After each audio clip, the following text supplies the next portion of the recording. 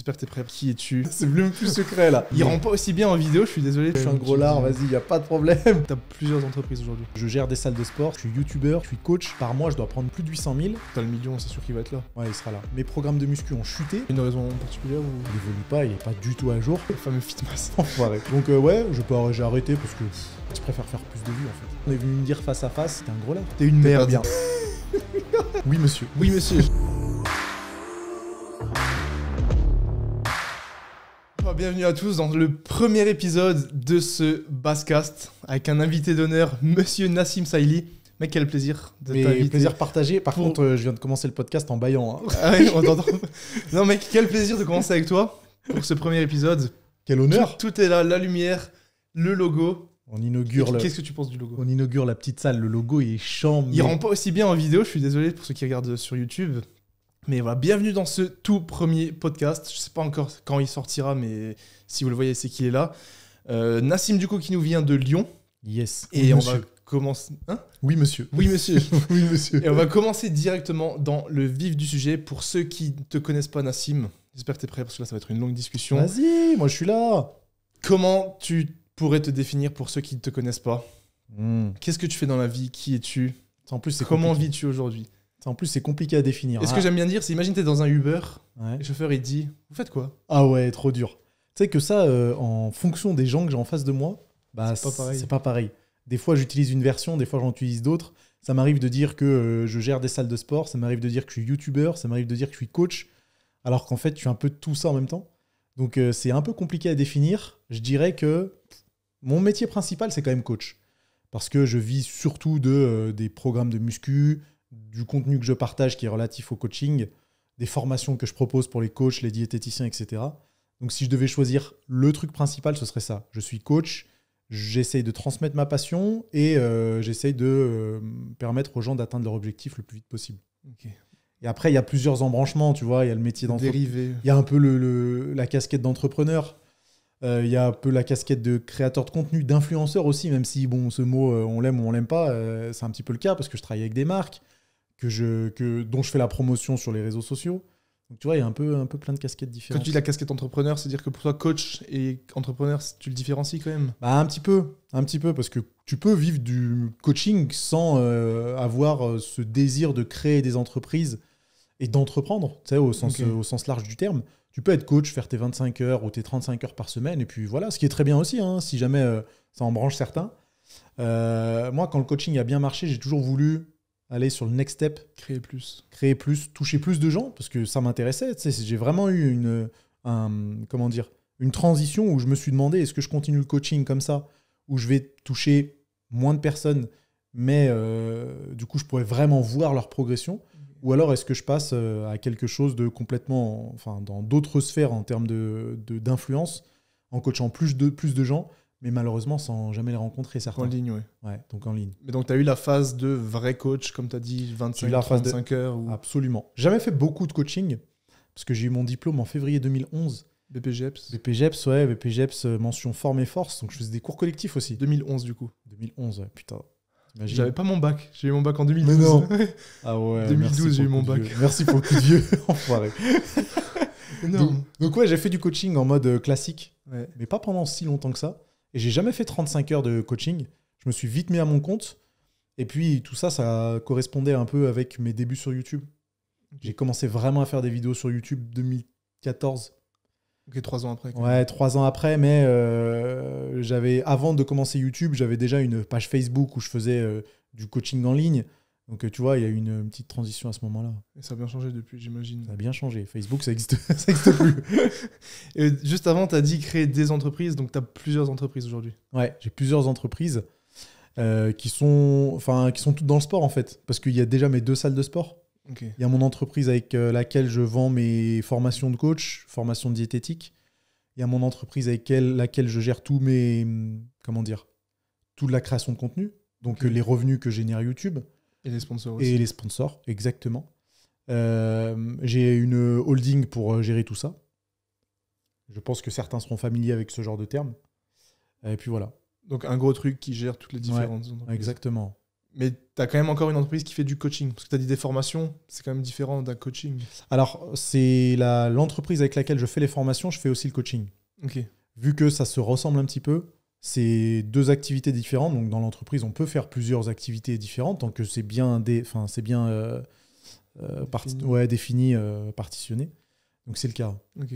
Mais tu coaches encore des personnes, toi, ça non. Non, Plus plus aucune. des programmes et de la formation. Voilà, ce que j'appelle le coaching, c'est plutôt des programmes que, par exemple, le programme qui fonctionne le mieux actuellement, ça s'appelle le Challenge Fitmass. Le fameux. Le fameux Le fameux Fitmass. Fitmass, il y a des gens qui l'ont rejoint le 10 septembre Ok. jusqu'au 10 décembre, donc pendant 3 mois. Et pendant ces 3 mois, ils suivent le programme que je leur ai fait. Ok. Il y a une équipe de coachs que j'ai employés Pour avoir un support. pour avoir un support, pour les conseiller, pour modifier les exercices quand il y a besoin, Ok. pour apporter un peu de suivi plus personnalisé, tu vois. Donc, ils sont pas lâchés. Ouais, c'est pas juste un programme. Non, c'est pas, tiens, juste un programme. On fait vraiment les modifications nécessaires, on les suit au max. Donc ça, pour moi, c'est du coaching, mais c'est pas moi qui m'occupe du suivi, c'est les coachs. Directement, ouais. C'est les coachs avec qui je bosse. C'est moi qui ai quand même fait le programme, mais c'est les coachs. Bah oui. Ah, tu délègues du coup la partie qui prend du temps. Ouais, T'as ouais, loué. bien sûr. Et en plus, c'est des coachs que moi j'ai formés. Donc ils ont exactement la même approche que moi. Et puis, moi, je suis là un peu en mode, comment dire, je chapote, tu vois. Tu supervises. Ouais, je supervise, je regarde si tout se passe bien, mais les coachs avec qui je bosse, ils sont géniaux. Ok. Donc en final, ça marche Jamais eu de super. problème Non. là-dessus. Non. C'est des bons coachs. Et est-ce que tu as eu. C'est quand que tu as eu la transition où tu t'es dit je veux plus coacher des gens en vrai? En vrai, je veux dire en présentiel ou même en ligne, tu t'occupes de cet élève via WhatsApp. c'est difficile à dire. Parce Alors que c'était ça- quand la dernière fois que tu as eu quelqu'un? Ouah, alors là, c'était il y a un petit moment. C'était, je pense, en 2017-2018. Après, en fait, il y a un moment où j'ai repris des clients de coaching, mais j'en ai repris 10. En présentiel? Non, à distance. Ok. Ah non, en présentiel, ça fait des... Ouais, 10 VIP. Voilà, 10 VIP, je les ai bien suivis de A à Z avec une formule de ouf, tu vois, où je les accompagnais vraiment comme si ils m'avaient à côté d'eux dans la salle. Ok. Mais des clients en présentiel, j'en ai eu une quand j'ai ouvert ma salle gymnase, là où tu es venu, Mhm. parce que c'était la première cliente. Là où je suis venu la première fois ou Ouais, là où cet été? Non, cet été. Ok. Parce que c'était la première cliente de la salle, mais c'est tout. Sinon, les clients présentiels, ça remonte à 2013. Hein, je Il y a crois. une raison particulière ou... Enfin, ça revient à ce choix en fait.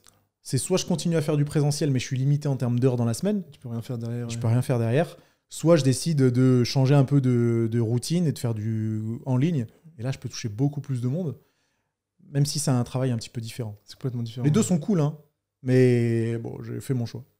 Bah ouais, c'est dommage de se dire que coacher des gens en vrai, c'est super cool. Ouais, Mais tu peux pas faire que ça parce que ça prend trop de temps. ouais. Et à côté de ça, tu peux rien faire. Ouais. Après, je peux comprendre que certains soient hyper épanouis par ça et veulent faire que ça parce qu'il y a des points vraiment positifs dans le coaching en présentiel. Tu sais, tu partages quand même plus de moments avec les gens. Dans une certaine mesure, tu peux les faire progresser un peu plus parce que, mine de rien, tu es avec eux Tu et vois, ouais. tu vois ce qu'ils font. Donc, c'est un métier totalement différent qui est cool aussi. Mais maintenant, étant donné que je travaille avec des bons coachs qui, eux, s'occupent du coaching en présentiel dans ma salle de sport, au final, je garde un œil sur ça. Je vois encore comment les clients se comportent, comment ils apprécient le coaching en présentiel. Ça reste tes méthodes. Ça Voilà, reste tout. c'est cool ça. Ouais, parce que moi, j'avais aussi cette phase-là. Et c'est pour ça que je suis passé à une plateforme en ligne. Parce que Ouais. pareil, tu veux coacher des gens, mais tu peux juste plus. Il n'y a, Mais plus- il y a plus le temps. T'as que 24 heures dans une journée, donc Malheureusement. malheureusement, ça a été un peu limité. Et pour ceux qui nous regardent, parce qu'il y en a sûrement qui veulent être coach ou qui sont coach, est-ce que tu penses que en France, on est bien loti pour faire ce métier?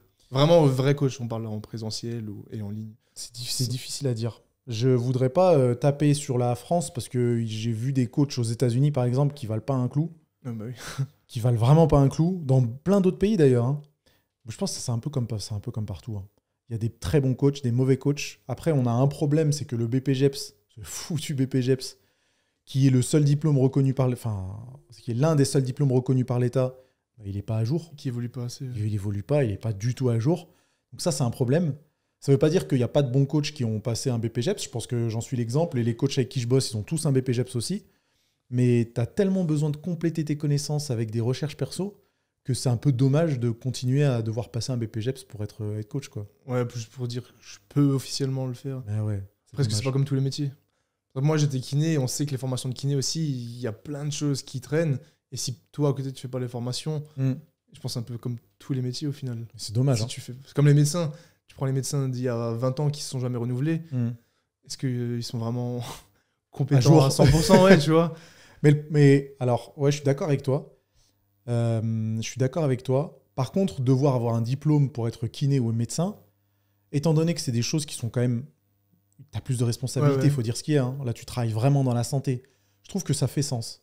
Par contre, pour être coach, éducateur sportif, un diplôme d'État qui est obligatoire alors que tu as des formations privées qui aujourd'hui sont plus qualitatives, je trouve qu'en fait... mais qui font pas office de... Mais qui font pas office de diplôme officiel, je trouve que c'est un peu...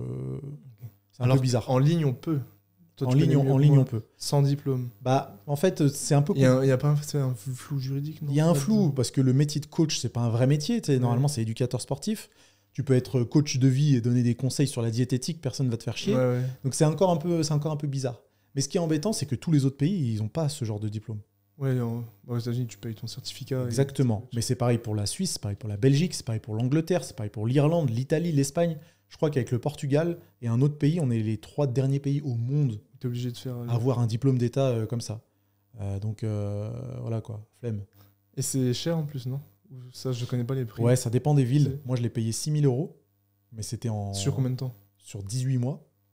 Aujourd'hui, c'est pas donné quand même. Ouais, mais c'est pas beaucoup, c'est pas cher par rapport à maintenant. Oui, c'est pas cher, mais... Maintenant, tu as des BPGEPS dans la région parisienne qui coûtent près de 10 000 € et qui se passent en 12 mois. Donc imagine que... Mais c'est la même chose. C'est la même chose. C'est juste... Ok. Voilà. C'est juste qu'ils pouvaient changer... Bah, en fait, le calcul est vite fait. Il y a beaucoup plus de demandes que d'offres. Okay. Donc il y a beaucoup de gens qui veulent faire du coaching. Donc les prix, ils montent forcément. Et plus il y a des gens qui vont vouloir faire du coaching, plus les prix vont monter. C'est pour ça que le BPGEPS, il évolue pas. Parce que c'est tout bénef pour Jeunesse et Sport. Ah bah oui, ils ont un diplôme qu'ils ne sont pas obligés de changer. Ils peuvent augmenter les prix encore et encore. Et les gens vont continuer à se précipiter. Et puis après, le problème, c'est que sur 50 personnes qui ont passé le BPGEPS, 5 ans après, il n'y en a plus que 2 ou 3 qui continuent à faire ce métier. Moi, dans ma formation... Avec passion surtout. Avec passion surtout. Dans ma formation que j'ai passée, on n'est plus que 2 à continuer à faire ce métier-là. Et celui qui est encore coach aujourd'hui, il est coach, il est employé, il a un CDI dans une salle de sport. Ouais, c'est pas incroyable, quoi. C'est pas incroyable. Okay, donc pour toi, là, il y a de plus en plus quand même de coachs qui veulent... c'est sûr. C'est même pas pour moi. Hein. Okay. J'allais dire les chiffres sont là. Bah, non, je les ai pas. Oui, non, mais je veux dire, je les ai pas. C'est clair et net. Mais les gens se précipitent pour faire un BPGEPS parce que c'est un peu la mode. Ouais. Sauf qu'ils savent pas trop à quoi ça ressemble la réalité du marché. Je pense que les réseaux sociaux ont une grosse responsabilité dans la popularisation de ce métier. Sauf que les gens n'imaginent même pas qu'il n'y en a pas beaucoup qui vivent de ça. Enfin, il n'y en a pas beaucoup qui vivent bien de ça. Ok. Bah, du coup, pour rebondir au réseau et vivre de ça, ce que tu as dit, c'est que toi, ton plus gros revenu aujourd'hui, c'est les formations et coaching. Ouais, large. Et si tu pouvais nous dire toutes tes différentes sources de revenus, dont tu nous as dit un petit peu, tu as tes 2 salles. Ouais. Donc une qui est privée pour les coachs. En fait, il y a une salle qui s'appelle le Gymnase où il n'y a que des coachings perso. Donc les gens viennent se faire coacher, mais ne peuvent pas revenir à la salle s'entraîner librement. Il n'y a pas d'abonnement pour un... Non, il n'y a pas d'abonnement. Okay. J'ai une autre salle qui s'appelle VO2 Max où là, c'est un fonctionnement classique. Et du coup, ça fait partie de mes revenus, ça. Mais c'est ce qui rapporte le moins, les salles de sport. Ouais, bah ouais, à cause de toutes les charges. À cause de toutes les charges. Et puis après, le Covid a fait mal aussi. Hein. Dans ma salle VO2 Max, je crois qu'on a perdu 20% de clients. T'as vu une différence vraiment large. Ouais. Et on les a pas récupérés encore. Hein. Parce qu'il y en a certains qui ont la flemme de se réentrer dans une salle. Il y en a certains qui ont changé d'objectif et qui sont mis à la course à pied et qui adorent ça et qui n'ont plus besoin de salle de muscu. Comme toi. Non, moi je continue la salle. Mais les habitudes ont changé et clairement le Covid, ça a mis une vraie tarte aux salles de sport. Bah ouais. Mais c'est pour ça que je dis que les formations, c'est mes plus gros de mon revenu. Parce que même la création de contenu avec YouTube et les partenariats, ça génère moins que les formations. Donc dans l'ordre, ça serait les formations. Ouais. Après, quand même, les réseaux. Après, les réseaux, création de contenu. Où il y a les revenus du sponsor, de YouTube. Ouais. Et après, les salles de sport. Et les salles de sport. Ouais. Et il y a autre chose? Non. Attends. Non. Pour l'instant. Pour l'instant. Et je veux dire quoi? Ouais, du coup, Covid, t'as dit au niveau des salles, ça a bien baissé. Ouais. Mais après, paradoxalement, vu que t'es sur les réseaux, t'as eu moins de salles, mais les réseaux, ça a mieux fonctionné, non, j'imagine? Les réseaux, ça a mieux fonctionné. Après, ça correspondait à une période où j'avais plus de gens qui commençaient à bosser avec moi. Okay. Forcément, il y a eu plus de gens. J'ai pu créer plus de contenu, avoir plus de partenariats, forcément générer plus de chiffre d'affaires. Et après, les formations, en fait, et les programmes de muscu, ça a été un peu bizarre. Mes programmes de muscu ont chuté parce que les salles de muscu étaient fermées. Ok. Mais les formations ont bien augmenté parce que les gens étaient chez eux. Et ils étaient... On voulait tous se former sur quelque chose. Ils voulaient tous se former sur quelque chose. Ce qui est bien, je trouve. Ah bah oui. Ce qui est bien d'utiliser son temps libre, entre guillemets, de confinement ou je sais pas quoi, ou de chômage partiel ou machin, Pour apprendre. pour apprendre. Donc ça, c'est cool. Et je pense que c'est pour ça que ça a bien fonctionné. Parce que moi, je me rappelle justement pendant le confinement, j'étais encore beaucoup plus petit sur YouTube. J'avais eu un pic justement. Je sais que la majorité des créateurs de formation, de contenu, il y en a plein qui se sont même mis à YouTube juste à cause du confinement. Je me suis dit, toi, t'as sûrement eu un pic. Non, j'ai pas vu de pic d'abonnés sur mes abonnés. Okay. Mais je pense vraiment parce que mon contenu était pur muscu. Ouais. Et je savais plus quoi poster. Ouais, c'est il y a 2 ans, t'étais encore full muscu. Full muscu. Et les vidéos juste avant le confinement sur ma chaîne YouTube, c'est programme full body à faire à la salle, comment optimiser votre développé couché. Ouais, mais si t'as pas de salle de muscu... Que tu ferais plus du tout aujourd'hui, ce genre de vidéos. Je continue à les faire aujourd'hui. Mais du coup, moi, mon profil sur YouTube, il était tellement muscu que j'ai pas profité du confinement. Okay. Contrairement à d'autres qui faisaient des lives au poids du corps. Pour prendre... ils ont pris 500 000 abonnés en quelques mois. On le sait trop tard, ça. Ouais, c'est trop tard, ça. Du coup, pour rester sur YouTube, toi, t'as commencé en 2014, tu nous as dit? Ouais. J'ai posté ma première vidéo en 2012. Mais en vrai, j'ai été régulier. C'était quoi comme vidéo? C'était une vidéo où je partageais une séance de fractionné. Je parlais pas. Du hit, où je faisais des sprints sur un stade de foot. Qui est encore du coup là la vidéo? Non, je crois que je l'ai supprimée. Ah ouais? Ouais, je l'ai supprimée parce qu'elle est vieille. Faut laisser ça. Ouais, mais non, elle est vraiment. Supprimée ou tu l'as mise en non? Non, je l'ai supprimée, c'est sûr. Ah. Je l'ai supprimée et ouais, c'était un entraînement de cardio où je parlais pas. Ou peut-être que je parlais en voix off. Mais du coup, j'avais pas été régulier. J'avais dû faire 3 vidéos en 2012. J'ai plus rien fait. Et en 2014, j'ai été bien régulier où je publiais des vidéos, plusieurs fois par mois. Okay, donc, tu as eu 2 phases. Tu as commencé, ouais. Après, tu as arrêté. Ouais. Et après, tu t'es remis. Et après, je me suis mis vraiment sérieusement en ayant des objectifs précis. Je me suis dit, OK, je veux 10 000 abonnés, après 50 000, et après machin. Et qu'est-ce qui t'a fait en 2012, la première vidéo? Qu'est-ce qui t'a lancé où tu t'es dit, je vais faire une vidéo? Je vais la mettre en public et... En fait, il n'y avait rien sur YouTube. Il n'y avait rien. Il y avait cette époque. Je pense que ceux qui nous écoutent, il y en a peu qui étaient là sur YouTube. Qui était sur YouTube en 2012? Il n'y a personne. Et tu t'es dit, je vais poster un autre. En fait, je postais déjà sur Facebook. Ça te fait rire. Ouais, le fameux. Le fameux. Okay. Ah, mais Facebook, ça fonctionnait à l'époque, bah oui. Ça fonctionnait de fou. C'était hyper développé. Et du coup, à cette époque-là, je partageais déjà ma progression en musculation sur Facebook. Et j'avais déjà une communauté sur Facebook de plusieurs dizaines de milliers d'abonnés, je crois, en 2012. Et du coup, ça a commencé par des publications Facebook de mes séances d'entraînement. Et puis après, je me suis dit, le format plus long, je vais le poster sur YouTube. Parce qu'il me semble que c'était pas possible encore sur Facebook de publier des vidéos longues. Okay. Genre, c'était peut-être limité à 1 minute. Ça a bien changé. Ouais. Ça a bien changé. Parce que maintenant, c'est de nouveau 1 minute. Exactement, ouais. La boucle est bouclée. Mais du coup, après, t'as arrêté. Ouais. Pour reprendre. Déjà, pourquoi t'avais arrêté? Faute de temps. Je comprenais pas l'intérêt. Je comprenais pas. Je savais même pas qu'on pouvait gagner de l'argent avec. Et on pouvait pas gagner de l'argent avec. C'était trop bizarre. J'avais pas le temps. J'avais pas forcément l'équipement. J'avais le boulot à côté et j'essayais de développer ça parce que c'était de meilleures perspectives d'avenir. Forcément, quand tu as le choix entre YouTube, tu sais pas ce que ça va donner. C'est plus aujourd'hui en fait, c'est plus YouTube d'aujourd'hui. Ah non, c'est pas du tout YouTube d'aujourd'hui. C'est ça qu'il faut comprendre. Exactement. Donc j'ai arrêté parce que pour moi c'était un passe-temps, tu vois. Et puis mais même en 2014 c'était un passe-temps. Mais t'as repris. Mais j'ai repris plus régulièrement. Il y a bien une raison. La raison c'est que je commençais à devenir bien meilleur dans mon métier de coach. Okay. Les gens commençaient à me demander beaucoup de conseils. Et puis, j'avais déjà commencé... Via Facebook, du coup. Via Facebook. Et j'avais déjà commencé à faire du coaching en ligne. Okay. Et puis, je me suis dit, si j'arrive à toucher autant de personnes avec le coaching en ligne, ce serait peut-être bien de continuer à partager mes conseils sur YouTube parce que potentiellement, je peux avoir une bonne audience. Okay. Et en 2014, les YouTubeurs qu'il y avait en muscu, il y avait From Human to God, il y avait Thibaut InShape, il y avait All Musculation, Rudy Koya, tu vois, un peu à l'ancienne, quoi. Ouais. Donc on n'était pas beaucoup. Ouais. Et même le contenu américain, il n'y avait pas beaucoup de youtubeurs muscu, que ce soit aux États-Unis ou en France. C'était Matogus à l'époque. Ah ouais, exactement. Où ça filmait des vlogs avec le téléphone en mode un peu à l'ancienne. Beast Mode, là. Exactement, Beast Mode Jones. Exactement. Donc tu vois, c'était les débuts du feed game, que ce soit français ou américain. Et je suis bien tombé parce qu'au final, les vidéos éducatives comme ça, personne ne les faisait en France. Ouais, parce que t'es souvent vu comme le pilier, on va dire, de la muscu. Ouais. Si tu veux comprendre les bases, les exercices, on dit souvent Nassim. Ouais. Parce que t'étais le premier au final. Aussi. Et franchement, c'était même pas réfléchi. dans ma tête, je me disais, bah, c'est comme si j'étais dans une salle de classe et que je parlais avec des pratiquants de muscu. Et j'ai fait ça, je me suis mis face caméra et j'ai commencé à faire des petits sujets genre comment avoir des abdos, comment développer l'intérieur des pecs, c'est pas possible, je disais direct. Je faisais des petites vidéos qui duraient 3-4 minutes avec des petits conseils où j'allais direct à l'essentiel et ça a bien accroché. Et t'as vite eu, je me rappelle, le micro, la bonne posture, la bonne éloquence, comment tu parlais. Ouais. Ça fait la différence, je me rappelle. À l'époque. Et ça, je saurais pas te dire d'où ça vient. Franchement, c'était assez naturel. Et t'as jamais arrêté depuis là? Jamais eu de gap off? Il y a quand même eu des petites périodes où j'ai pas publié pendant plusieurs semaines, voire même plusieurs mois. Ouais, quand même. Ouais, mais c'était des moments où, encore une fois, j'étais tout seul, tu vois. Du coup, tu savais pas. Je savais pas où ça allait mener. Et pour moi. Mais pas récemment, là, sur les dernières années. Non, pas récemment. C'est vraiment. Non. Et YouTube, c'était vraiment un truc accessoire pour me faire connaître et pour que les gens puissent me commander du coaching en ligne, en fait. Ouais. Mais quand ça fonctionnait bien le coaching en ligne, je me disais, je vais pas charbonner sur YouTube pour rien, parce que c'est chaud, quoi. Ça me rapporte rien, c'est dur. Donc au début, tu voyais YouTube comme une plateforme pour t'envoyer du monde vers ton service en ligne.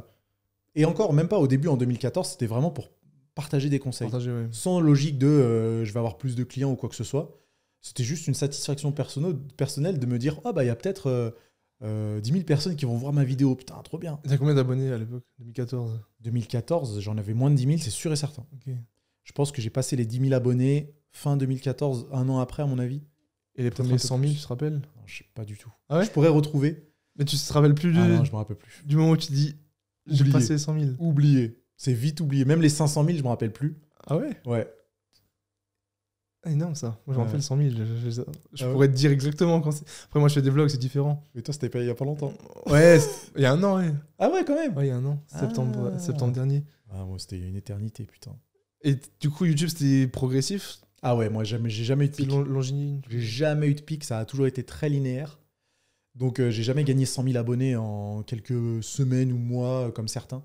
C'était vraiment hyper progressif. Et d'un côté, je suis pas mécontent. C'est mieux. Je dirais pas une que base c'est mieux. solide qui suit. Ouais, je pense comme ça. Après, c'est peut-être le discours de quelqu'un qui a jamais buzzé, tu vois, et qui a jamais eu un pic d'abonnés. Oui et non. Mais j'ai jamais eu de pic d'abonnés. Le plus gros pic d'abonnés que j'ai eu, c'est quand j'ai fait une vidéo avec Thibaut InShape et Rudy Koya, où j'ai dû gagner 2000 abonnés en une soirée. J'étais trop content, mais c'était au début. C'est à l'époque encore. À l'époque, j'étais trop content. Mais sinon, rien d'autre. Là, aujourd'hui, tu gagnes 2000 en une soirée, tu t'en fiches. C'est pas que non, parce que 2000 en une soirée, je serais content quand même. Ah ouais, quand même? Bah ouais, parce que là, ma chaîne YouTube, ça progresse. C'est pas 800 000 là, un peu plus. Là, ouais, plus de 800 000, mais par mois, je dois prendre 10 000 abonnés à peu près. Ok. Dans les mauvais mois, 8 500, 9 000. Dans les bons mois, 11 500, 12 000. C'est bien quand même. Mais c'est progressif. C'est progressif, ouais. Ouais, c'est progressif. C'est-à-dire que t'as le million, c'est sûr qu'il va être là. Si j'arrête pas de publier, ouais. Jusqu'en. Ouais, il sera là. Et t'as envie, par exemple, là? En vrai, plus le temps passe et plus je le préférais. doré. Oh non, en fait, je préfère faire plus de vues, en fait. Ah ouais? Si tu me dis demain, tu gagnes que 2000 abonnés par mois, mais par contre, tes vues sont multipliées par 2, je prends les vues direct. Oui, parce que. Mais d'un point. Est-ce que t'as envie d'avoir 1 million d'abonnés? Ou est-ce qu'aujourd'hui, tu te dis que t'as fait ce que t'avais à faire Il y a tellement de gens qui ont eu 1 million d'abonnés que pour moi, c'est même plus un accomplissement. Ah ouais? Ouais. À ce point? Ouais, vraiment. Si t'as 1 million dans un muscu, c'est quand même que c'est toi, tu vois. Ah ouais? Il y a qui dans un muscu qui a 1 million? Qui est resté vraiment dans un muscu? Bodytime, si on peut considérer qu'ils sont toujours dans la muscu. On va dire que oui. Je sais pas quand ils ont commencé. On va dire que oui, eux, ils ont plus d'1 million. Et Thibaut, et c'est tout. Thibaut, je crois que c'est tout. Et Thibaut, il est plus trop dans. Après, il a la chaîne secondaire qui est aussi. On parle des mecs seulement? Ouais, tout confondu. Je crois qu'il y a Sissi Mua qui fait de la muscu encore, qui a plus d'1 million d'abonnés. Mais je crois que c'est tout. Hein. Il n'y en a pas tant que ça. Que du coup, aujourd'hui, tu es considéré comme le pilier de la muscu en vrai. Ah, mais tant mieux. tu te considères pas comme ça? Si, je suis bien conscient que les gens. De toute façon, un mec qui a tapé développer couché sur Internet ou sur YouTube, il a vu ma tronche. C'est sûr. Donc ça, c'est cool. Et je suis bien content d'être arrivé à ça. C'est vraiment une fierté de me dire, quand t'es un gars, ou même une meuf d'ailleurs, ou même une femme, quand t'as tapé le nom d'un exercice de muscu sur Google ou YouTube, il y a moyen que tu sois tombé sur ma tête ou ma vidéo. Ça te rend fier. Enfin, ouais, c'est un bel accomplissement. Ouais, c'est une fierté. Donc ça, c'est cool. Plus que d'avoir 1 million d'abonnés ou faire des millions avec YouTube ou quoi que ce soit, mon objectif, c'était un peu de devenir la référence du fitness en France. Je ne sais pas si on peut appeler ça une référence, mais en tout cas, j'ai l'influence que je voulais avoir, dans le sens où quand quelqu'un a envie d'apprendre un exercice de muscu, il va regarder une de mes vidéos. Ouais, il y a l'option Nassim. Voilà, et ça, c'est cool. Non, pour tous ceux qui veulent se lancer sur les réseaux, qui sont déjà dessus, qu'est-ce que si tu avais un conseil à leur donner sur YouTube, parce qu'après on reviendra sur le reste après. Ok. Et qui veulent faire carrière sur YouTube? Ouais, ou quelqu'un qui veut se lancer, mais qui se dit, à quoi bon? Genre, j'ai 1000 abonnés, personne n'a regardé mes vidéos. Même pas, genre, ça fait 2 mois je poste, il y a rien. Bah pour moi, en fait, la raison pour laquelle tu te lances sur YouTube, elle est très importante. Se lancer sur YouTube pour se lancer sur YouTube, pour moi, YouTube n'est pas fait pour ça. Pour moi, YouTube, ça reste encore, même si ça s'est professionnalisé de fou, ça reste une plateforme de passionnés. Donc, c'est des gens qui partagent leur passion. Et c'est pareil pour le sport, c'est pareil pour le business, c'est pareil pour la tech, c'est pareil pour plein de trucs, en fait. Si t'aimes pas, tu peux pas rester. Bah ouais, si t'aimes pas, tu peux pas rester. Fais les vidéos pour toi sans te dire ça va générer de l'argent ou des abonnés ou quoi que ce soit. Et les gens les plus passionnants, en fait, c'est ceux qui partagent leur passion. Et perso, tous les youtubeurs que je suis, c'est des youtubeurs qui ont commencé par passion. Et il y a longtemps aussi. Il y a longtemps aussi. Peut-être que ça a été un avantage. Mais on voit qu'ils kiffent faire ça, quoi. Et moi, je kiffe faire ça. Et si tu veux, on pourra en rentrer un petit peu dans les détails. On a fait des calculs avec mon équipe. YouTube, ça me rapporte pas grand-chose. Hein. Avec tes monteurs, les ouais. vidéastes et tout. Ça rapporte pas grand-chose parce que c'est devenu une entreprise et ça s'est professionnalisé. Donc forcément, il y a des frais. Si j'aimais pas ça, je passerais pas par là pour quelques euros, tu vois. Les gens ils réalisent pas ça, Ils réalisent pas. Il y a beaucoup de frais sur YouTube. Ouais. Et que de une, il y a beaucoup de frais quand on fait des grosses vidéos. Et que de deux, les revenus ils sont pas énormes. Ils sont pas énormes, mais ils sont très aléatoires. Ça veut dire qu'il y a certaines vidéos qui peuvent rapporter, et encore rapporter, je mets des grosses guillemets, parce que ça rapporte pas 10 000, 15 ou 20 000 euros, comme certains pourraient le penser. On n'est pas Squeezie. Hein. Même 1000 balles. Même 1000 balles, ouais. Une vidéo. Même 1000 balles. Donc c'est assez aléatoire, et tu sais pas trop sur quel pied danser. Mais moi, perso, si je le fais, c'est parce que ça me fait kiffer. Déjà, c'est trop cool de pouvoir partager sa passion, de créer un objet audiovisuel que les gens vont pouvoir regarder, qui va rester sur Internet, que tu peux montrer à tes proches. Et les souvenirs, moi, surtout. Les souvenirs, moi qui fais des vlogs, combien de fois je me suis dit, j'ai toute ma vie. Mais ouais. Mes gosses, genre, je pourrais leur montrer toute ma vie. Il n'y a plus d'album photo, il va y avoir une chaîne YouTube. Tout. Donc le conseil, c'est, si vous avez une passion, partagez-la. Que ce soit le dessin, la danse, le chant, la muscu, j'en sais rien, la diététique. Sans vouloir être là, mais il faut aimer le... Voilà. Partagez ce que vous aimez. Faites-le avec de bonnes intentions, entre guillemets, même si je sais que ça va sonner un peu cliché. Mais aider les autres, c'est quand même une bonne intention. Hein. Ou de vouloir faire découvrir des choses aux autres, c'est quand même assez stylé. Ouais. Et puis s'il y a de l'argent qui vient après, tant mieux pour vous. Hein. Ouais, parce que si t'aimes pas, tu peux pas rester dedans. Bah, je pense que les gens le sentent. Et même pour moi, je me vois pas faire quelque chose que j'aime pas, même si ça me rapporte des sous. Après, si d'autres personnes le voient un peu différemment, pourquoi pas. Hein. Ouais. Bah, donc le conseil, ce serait de... Si vous avez une passion que vous avez envie de partager, faites-le, sans vous mettre une pression monstre. Faites-le de manière très amateur, parce que YouTube, à la base, c'est une plateforme d'amateurs. Faites-le avec votre téléphone. Il faut juste qu'il y ait un bon son, parce que le son, c'est hyper important. Connu, ouais. Mais sinon, cassez-vous pas la tête avec un montage de ouf. Et puis, si ça accroche, tant mieux pour vous, continuez comme ça. J'ai mis 100 000, moi, avec l'iPhone. Bah ouais. Quand j'ai passé les 100 000, je filmais encore et je montais avec mon iPhone. Incroyable. Sur iMovie. Mais il y a plein de gros youtubeurs qui filmaient à la GoPro pendant des années et des années. Donc, faut pas trop se prendre la tête sur ça. Ce que j'aime bien dire, moi, c'est genre, faut pas vouloir la finalité, mais apprécier le processus, tu vois. Exactement. Et si t'aimes pas le processus, bah, la finalité, tu l'auras peut-être jamais. Parce que... Et en plus, se lancer sur YouTube ou sur d'autres réseaux sociaux et passer en plus par des échecs par lesquels tu passes au début, mais c'est un super apprentissage pour kiffer encore plus le succès si jamais il arrive un jour. Parce qu'on a trop de gens aujourd'hui aussi qui veulent poster, que ce soit n'importe quelle plateforme, et qui voient qu'ils n'ont pas de retour. Ils suppriment. Mais que quelques semaines ou quelques mois, qui disent à quoi bon. Ouais. J'oublie qu'on passe tous par, je sais pas, des dizaines, voire même combien de semaines ou de mois où il y a 500 vues. Bien sûr. Mais tu dis, bah ok, c'est pas ouais, tu fais, c'est pas grave. Parce que moi, je filmais mes premiers vlogs, il y avait quoi, 500 vues, 600 vues. Bah ouais. Mais je continuais de filmer mes vlogs parce que ça me faisait rire. Et tout le monde. Tu sais, on a parlé de Thibaut InShape juste avant. Thibaut InShape, ses vidéos, elles étaient dégueulasses au début. Elles étaient dégueulasses. Il y a un moment où j'ai eu plus d'abonnés que Thibaut InShape. Il y a même un moment où Thibaut InShape m'a envoyé un message sur Facebook en me disant, ah bah tiens, j'ai fait une vidéo humoristique sur la protéine, est-ce que tu veux bien la partager? Thibaut InShape m'a dit ça. C'était à l'époque. C'était à l'époque, je pense que c'était en 2000. Je sais même pas en quelle année c'est. Et maintenant, c'est l'un des youtubeurs les plus populaires en France. Bah ouais. Donc, comme quoi, tout le monde y passe. Tout le monde. Et par exemple, là, entre la différence avec... Il a plus de 8 millions maintenant, par exemple. Ouais. Tu penses elle s'est fait où elle s'est fait où, la différence? Tu penses que c'est parce que toi, t'es resté vraiment dans la muscu et que lui, il a commencé à faire des sujets plus globaux? Possible, mais lui, c'est un déter. Hein. Oui, bah oui. Thibaut InShape, il a fait 3 vidéos par semaine pendant 8 ans. Et t'aurais pu, toi, par exemple, tu penses? Faire 3 vidéos par semaine? Ou t'étais pas autant... Moi, j'avais pas le but d'être youtubeur. Ok, ouais. J'assume le métier de youtubeur depuis très récemment. Ok. Avant ça, pour moi, j'étais coach et ou entrepreneur. Youtubeur, je savais pas où ça pourrait me mener. Donc, j'ai jamais eu ce désir-là. Lui, je pense il que voulait, c'était ouais. assumé, ouais. Et il a charbonné. Mec, travailler autant, on sait ce que ça demande, Ouais, hein, c'est de faire 3 respectable, vidéos ouais. par semaine. Bah, moi qui suis à 2, je me dis, putain. Et tu le fais depuis combien de temps? T'en fais 2? 2 ans et demi. Ah ouais, déjà. Ouais, ça fait... Ah, bien. Même confinement, j'étais à 3 aussi. Bah voilà, t'imagines. Moi, je 3 sais- vidéos par, Moi, vidéos je par reste- semaine pendant 8 ans. Oh là là. Ça, par exemple. Bah, après, Et ça- puis, il faut dire ce qui est, excuse-moi de te couper, il y a certaines de ces vidéos, Thibaut InShape, elles sont vraiment cool. Bah ouais. Il y a une époque où j'en regardais certaines où je me disais, ah ouais, putain, je comprends pourquoi Et il ça cherche fait autant toujours de vues. des Ouais. nouveaux sujets. Ouais, il captive, son montage, il est vachement dynamique sur les vidéos que je regardais à l'époque. Hein. Tu sais, il a de l'énergie, donc tu peux comprendre pourquoi il a un public. Comme Ça, Squeezie c'est- d'ailleurs. Et tu penses que ça va continuer? J'espère pour lui. Ça Hein. continue. Ouais, j'espère pour lui. Mais même toi, par exemple, là, l'ère YouTube. Je voulais revenir là-dessus. T'as dit.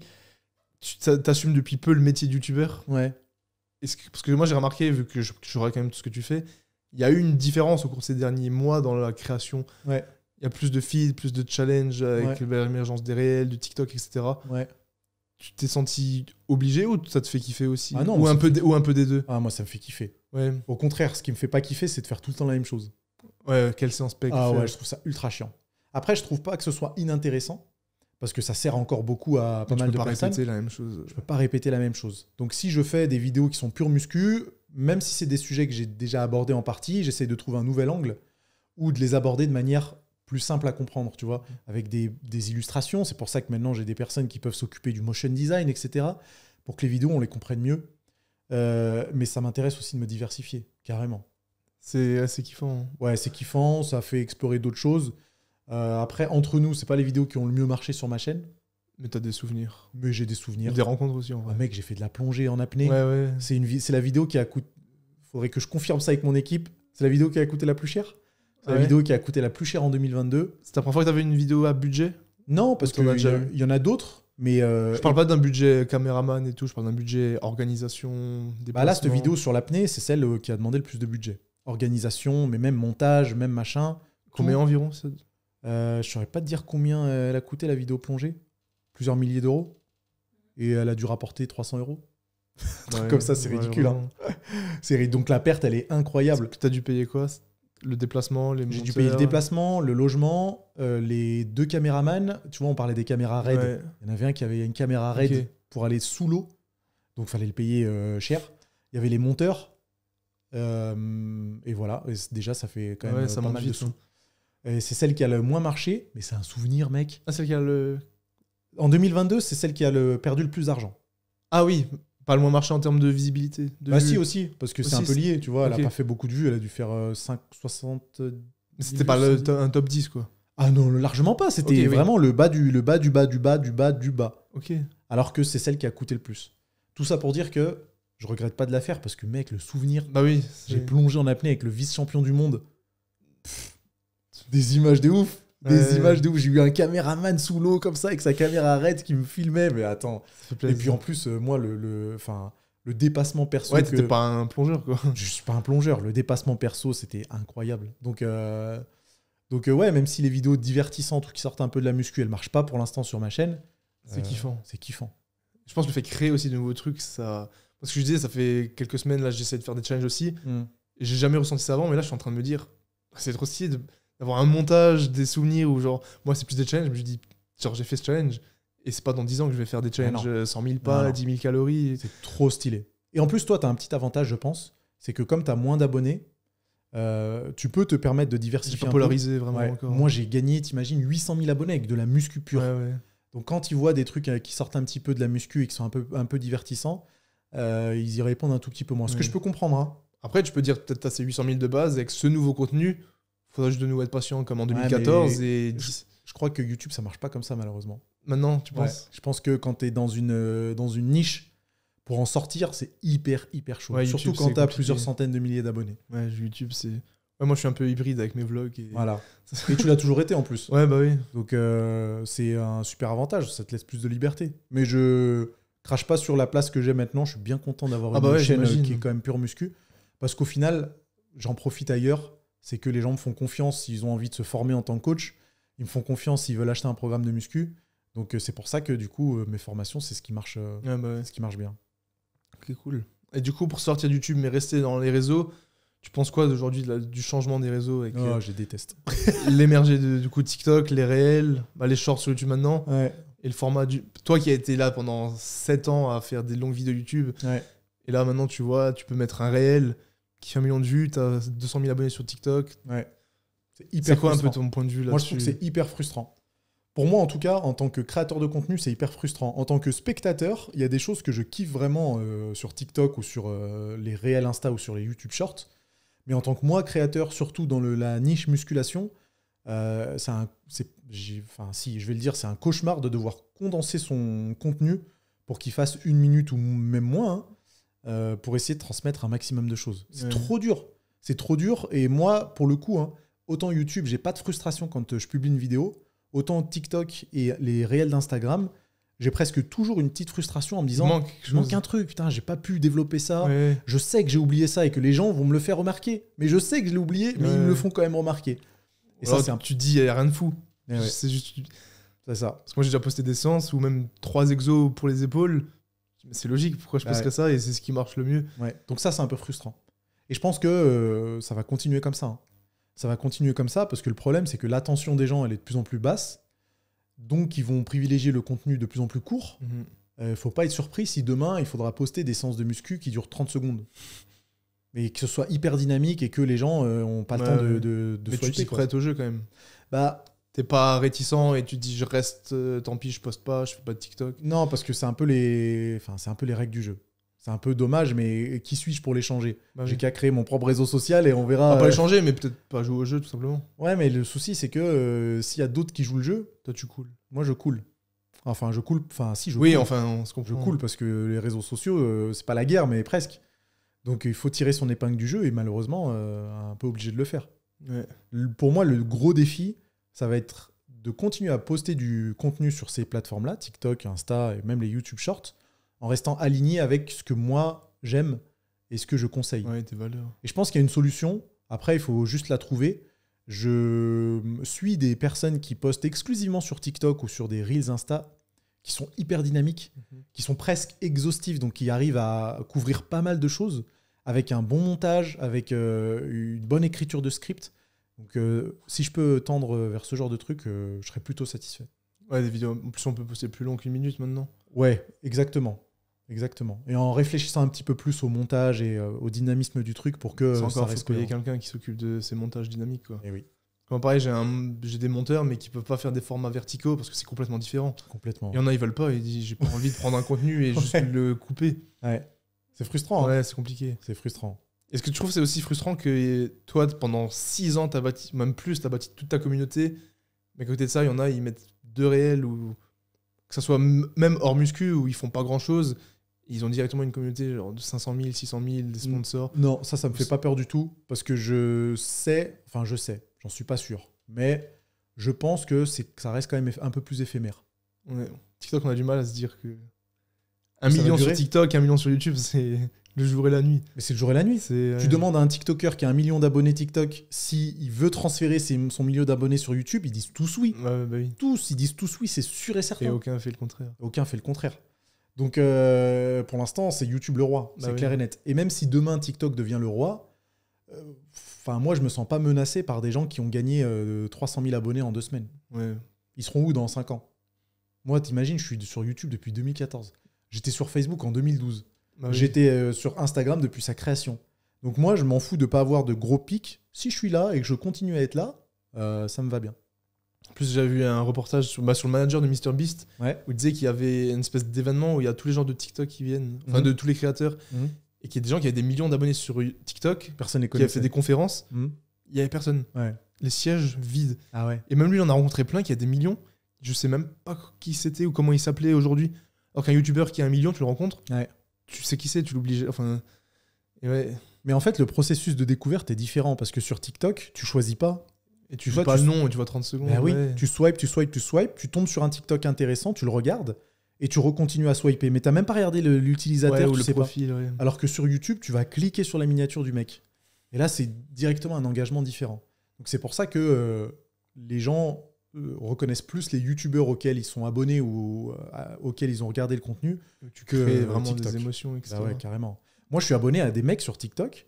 Je suis abonné à un gars qui donne des conseils sur la mode, parce que j'aime bien ça. Ouais. Je suis abonné à un gars qui donne des conseils sur la bouffe. Je pourrais pas te dire leur prénom. Ouais, J'en ai aucune idée. mais tu Je vois sais à quoi leur ils tête, ressemblent. ouais. Je peux pas te dire leur prénom. C'est fou ça. C'est dommage, hein. Ouais, mais ce que tu as dit avant, c'est de l'attention aujourd'hui. Ouais, ouais. Donc, pour en revenir à ce que tu as dit, non, je me sens pas... Mais ça te frustre pas de te dire le mec il a non, je pas suis fait trop, grand je suis trop vieux pour être frustré. Ouais, je t'en fiche. Je suis trop vieux pour être frustré pour ça.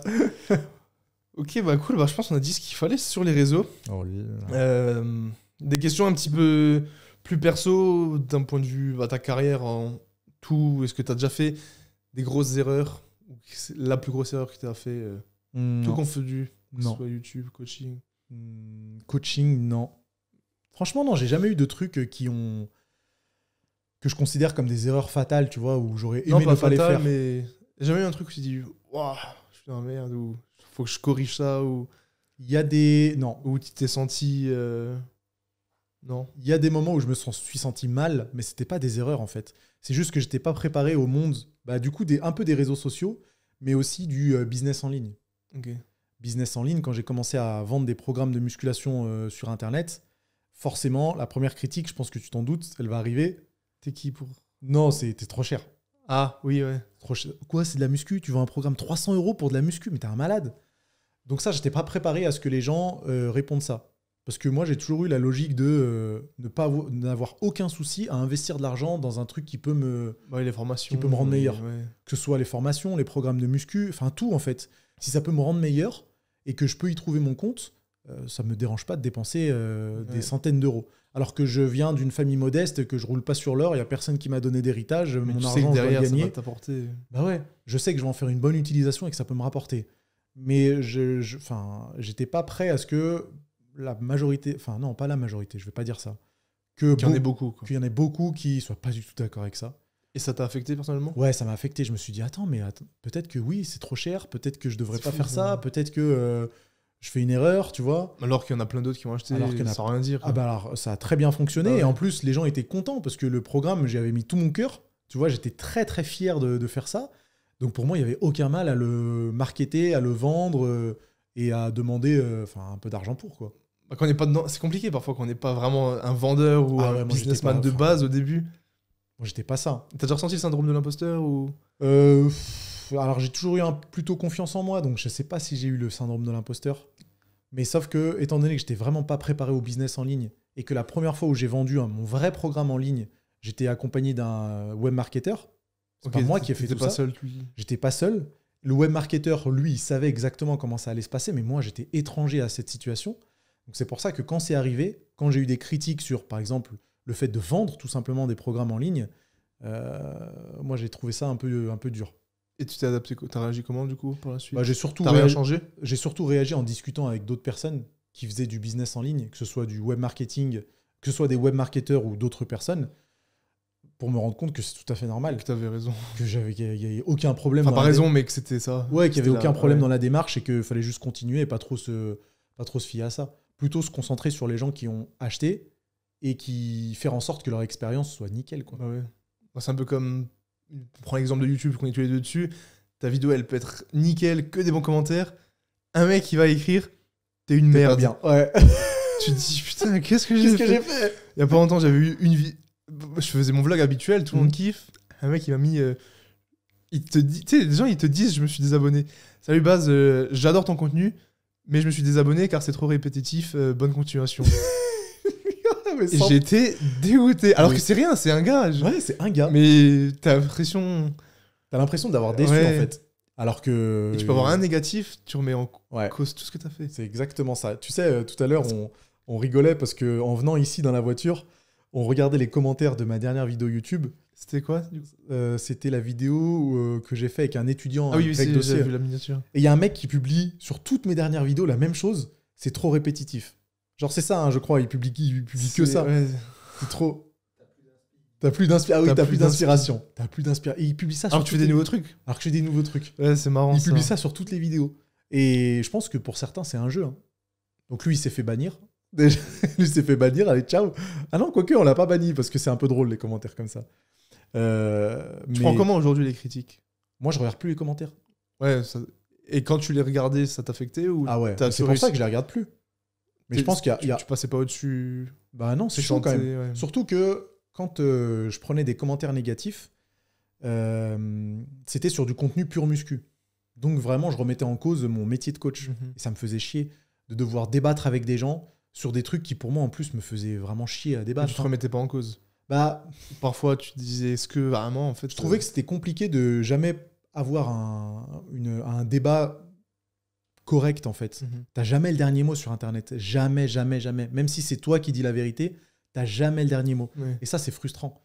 Donc, clairement que quand je lisais les commentaires, et quand, à une époque, je recevais pas mal de commentaires sur mon contenu négatif, ça affectait carrément. Donc maintenant, je lis les commentaires, enfin vraiment de temps en temps. Ouais. Mais du coup, c'était du négatif sur ton contenu ou sur ta personne parfois les deux. Quand c'est arrivé en nombre, il y a eu les commentaires sur mon contenu déjà. Et surtout, c'était lié au fait que je vende des programmes de musculation. Et tu vois, on me disait, non mais attends, tu peux pas vendre des programmes de musculation, tu fais de la contraction volontaire, des tempos d'exécution, ça marche pas. Pas sec, on disait... Quand j'étais pas sec, là, c'était des attaques sur mon physique. Et ça, tu le prenais comment? Ça allait un peu plus. Ouais. Parce que je suis sais que t'es en place. Ouais, je suis à l'aise avec mon corps. Bah oui. Moi, que j'ai du gras, je m'en fous. C'est fou ça quand même. Ouais. Critique. Un peu fou. Hein. Que j'ai du gras, je m'en fous, donc j'ai jamais trop mal pris. C'est juste que moi, ce qui m'énerve, c'est le manque de courage. Ah bah oui. Donc c'est les gens qui vont dire ça derrière leur écran, alors que jamais une seule fois on est venu me dire face à face. Alors que j'ai fait des salons du fitness où je faisais 105 kilos bien fat, tu vois. Ouais. Personne qui m'a dit, mais mec, t'es un gros lard. Ouais. Oh, même dire ton contenu, c'est de la merde. J'aurais bien aimé. Hein. Ou venir débattre. Ouais. Pourquoi tu dis de la merde? Exactement, personne. Et même les gens qui m'insultaient sur YouTube, qui faisaient des vidéos pour m'insulter, quand je les voyais en vrai, ils étaient très gentils. Donc le manque de courage, c'est un peu ça qui me frustrait. Ah merde, je sais à faire, c'est pas répondre de toute façon. C'est pour ça que maintenant, je réponds plus. Bah ouais. Ah ouais, maintenant, d'une part, je lis pas les commentaires sur YouTube, et d'autre part, je réponds plus. Même quand je tombe des fois sur des gens en story qui repostent mon contenu pour le critiquer, mec, fais ton truc. Moi, c'est pas mon problème. Ça, c'est un truc, moi, j'ai rarement eu vraiment des trucs négatifs. Je pense parce que je fais des vlogs, donc c'est soit tu apprécies le personnage, soit tu regardes pas. Ah ouais. Mais quand j'en ai eu, j'ai réussi à jamais répondre. Ouais. Même quand j'ai eu toute la période où confinement, où on parlait de Bazinga 2P, etc., j'ai jamais répondu à qui que ce soit. Et on m'a demandé régulièrement, c'est quand que tu vas faire des vidéos-réponses? Je réponds pas, ouais. Parce que même toi, t'as jamais répondu. J'ai jamais fait d'attaques d'autres qui faisaient des vidéos sur toi. J'en ai fait une seule, mais c'était au début de YouTube. Oui, non, mais là, tu parles de récemment, non, jamais, des derniers temps. Jamais de la vie. Ah non, jamais fait. Ah, insulter. Allez, faites-vous plaisir, faites plein de vidéos sur moi, dites que je suis dopé, que je suis un gros lard, vas-y, y a pas de problème. C'est sûr et certain que je répondrai pas. C'est ce qu'il faut. Je préfère avoir l'esprit tranquille. Et puis, comme je sais très bien que j'aurai jamais le dernier mot, je préfère ne pas le faire parce qu'il y aura toujours la petite dernière phrase qui fait que tu es obligé et puis maintenant on n'a plus le temps en fait. Ouais, ça rapporte d'autres choses à foutre. Et la meilleure chose à faire dans ce cas de figure, c'est de pas répondre et de tracer son chemin, quoi. Rester stoïque. Rester stoïque, la meilleure chose à faire pour le mental. T'aimes bien ça, le stoïcisme? Bah ouais, carrément. J'ai découvert il y a pas longtemps vraiment. Et j'ai réalisé que c'est comment je fonctionnais dans la vie. Bah ouais. Après, il y a des caractères qui se prêtent plus à ça et moi, c'est 100%, moi, je suis 100%. C'est 100% ma doctrine, j'allais dire. Tu connais un mec qui s'appelle Alex Hormozy? Non. Non, je te montre après. Ouais. C'est un entrepreneur incroyable. Tu m'en as parlé l'autre fois, non? Je crois peut-être, ouais. C'est celui qui est passé de je sais pas combien à ouais, je sais pas combien. J'en ai parlé à Eric aussi. Ah, mais c'est bon, je vois. Et il a regardé Eric, il m'a dit... Je vois. Souvent des chemises à carreaux, bûcherons, casquettes. Ouais, je vois qui c'est. Il est trop bien. Je savais pas qu'il s'appelait comme ça. Mais tu vois, ça fait partie des gens où j'ai vu ses TikTok et je me rappelle pas de son prénom. Ouais. Parce que ses TikTok sont cool aussi. Mais il a 600 000 sur YouTube là. Il est en train d'exploser. Bien. Du coup, j'avais une question intéressante. Toi qui es entrepreneur, qui a fait tes preuves, qui a tes entreprises... Si demain tu devais créer une nouvelle entreprise, qu'est-ce que ça serait? Qui dit que demain là j'en crée pas d'autres? Ouais, mais justement, si t'as qui dit qu'elles sont pas en train... si t'as des projets, tu sais c'est les projets, mais en train d'enregistrer si là. Là demain tu dois en créer une, ça serait quoi? Genre la prochaine que je vais créer, donc faut que je dise le projet. Sauf si c'est top secret. Ouais, c'est top secret. Bon alors... C'est top secret. En plus, je sais pas quand est-ce que ton podcast il sort, donc ça dépend de la sortie du podcast. Mais peut-être que je sais avec ce qu'on s'était déjà dit, non? Ou c'est encore plus top secret? Ah, je sais même pas ce qu'on s'était déjà dit. Vas-y, je t'ai dit quoi? Je dirais, ou je le dis et vas-y, tu lui réponds. Dis-le. Le livre, mais non, si tu l'as pas déjà sorti aussi rapidement. Ah non. Non, ça c'est pas une entreprise. Ça, c'est pas une entreprise. Les machines de muscu maintenant, ça c'est trop Ah. compliqué. Ou une nouvelle salle.